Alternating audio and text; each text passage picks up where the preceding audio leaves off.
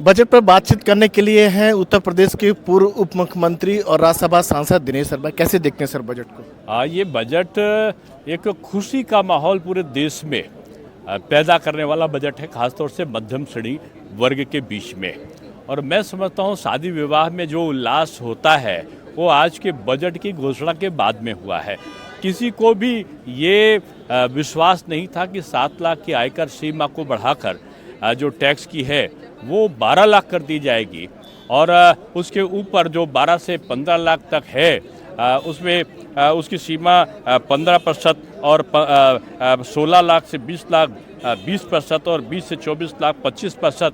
यानी एक अद्भुत मैं कहूँगा कि यही है मोदी जी की पाठशाला। विपक्ष को रास नहीं आ रहा है। विपक्ष को तो जो निराशा होती है वो उसके लिए आशा बनती है। जो पब्लिक के लिए आशा होती है वो विपक्ष की निराशा होती है। और मैं समझता हूँ कि जब तक मोदी जी का जो शासन है विपक्ष को लगातार निराश होना पड़ेगा और पब्लिक को मैं समझता हूँ कि आशा के साथ में प्रफुल्लित होने के अवसर मिलते रहेंगे। आपको लगता है कि जो भी सेक्टर है सारे सेक्टर के लिए सबके लिए इस बजट में आप देखो आईआईटी को जहां 23 आईआईटी में दुगनी सीटों करने की बात है, 5 आईआईटी को और प्रमोट करने की बात है, फुल वित्त पोषित करने की बात है।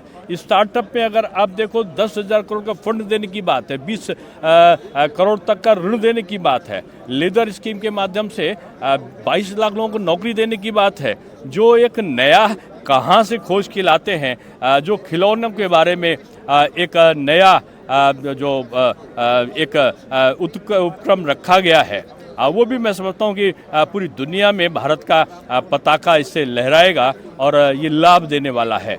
और कपास के संदर्भ में यूरिया किसानों के लिए बहुत कुछ यूरिया के नए कारखानों को लगवाने के संबंध में और जो किसान को 5 साल का पैकेज दिया है कपास में बड़ा है। और जो डेयरी मत्स्य के लिए 5 लाख का ऋण किया है बड़ी चीज़ है। और हम कह सकते हैं कि भारत का जो वैश्विक खिलौना केंद्र है ये एक निश्चित रूप में हमारा निवेश को बढ़ाने वाला होगा। हमारा ट्रेड बैलेंस फेवर में हो जाए, इसलिए इंफ्रास्ट्रक्चर पे बहुत जोर दिया गया है। उड़ान योजना के माध्यम से 120 नए जो एयरपोर्ट है वो 10 सालों में बनेंगे।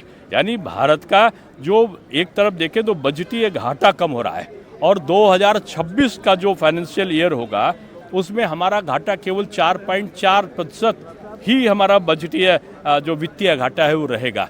यानी हमारी जो अर्थव्यवस्था है वो बिल्कुल लाइन पर है।